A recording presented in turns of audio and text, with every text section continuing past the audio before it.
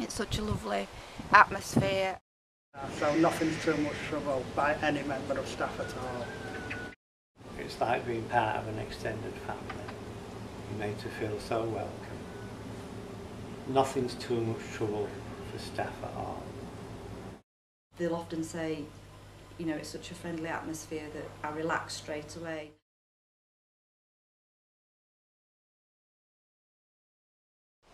In terms of what we do here, it is a hospice, and what that means today, because it's changed over the years really, is that what we're called specialist palliative care.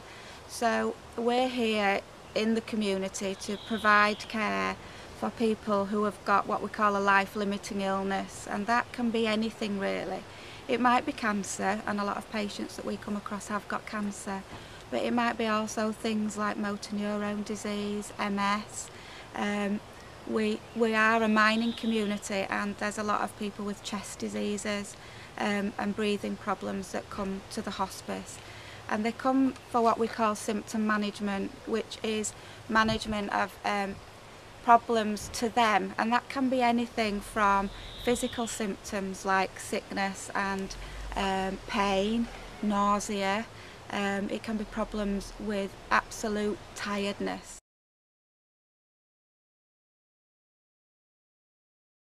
We have support for carers. We have a telephone befriending service for carers, because very often if someone has a life-limiting illness, a lot of the strains and stresses of looking after them falls on their husband or wife or partner or whomever.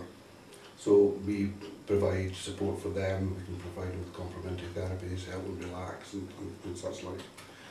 When patients are admitted, we have a chaplain who can provide spiritual support. We have a bereavement support service which helps people come to terms with the fact that their loved one may perhaps die. Well, having said that, half the people who come into the hospice actually are discharged elsewhere, so not everybody comes into the hospice to die. But for those who are unfortunately nearing the end of life, we provide pre-bereavement support, and then once the loved one dies, we support them for as long as they want through counselling and other activities. Yeah. We're always there for them, even when they come into the hospice for visiting. There's always somebody there to have a one-to-one chat if need be, whether it be with the family care team or with myself or Maggie.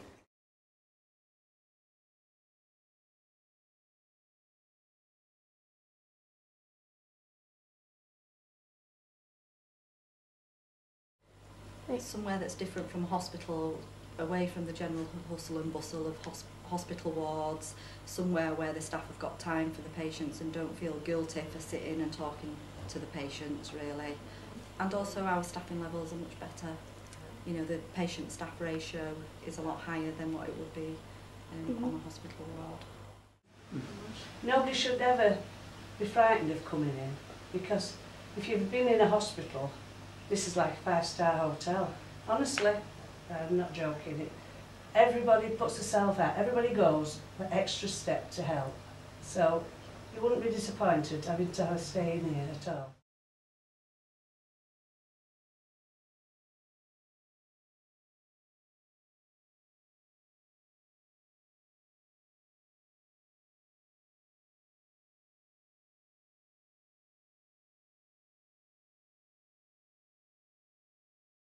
When I was first ill, the nurses kept recommending the hospices, and I was sort of, I don't want to go there.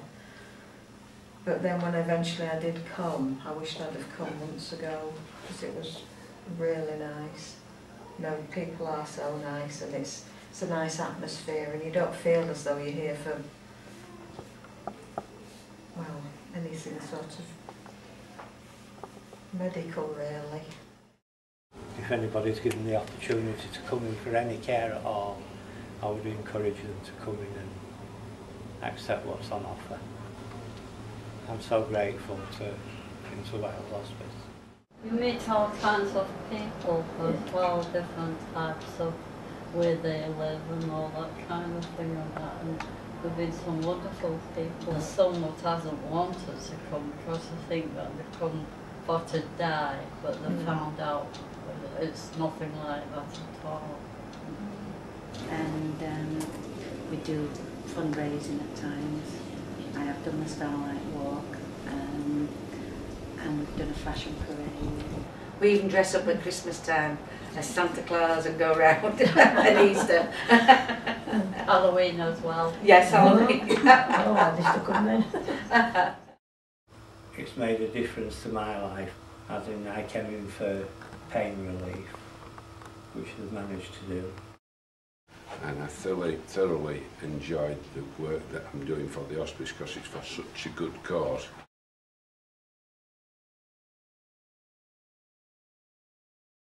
And it's lovely surroundings, lovely garden. You can go out into the garden, lovely conservatory. You know, you're not restricted to your room. You know, you can walk about and, you know, just make yourself at home really. Home from home. When my brother came in here, he was very reluctant about coming in. He didn't know whether he wanted to, whether he didn't.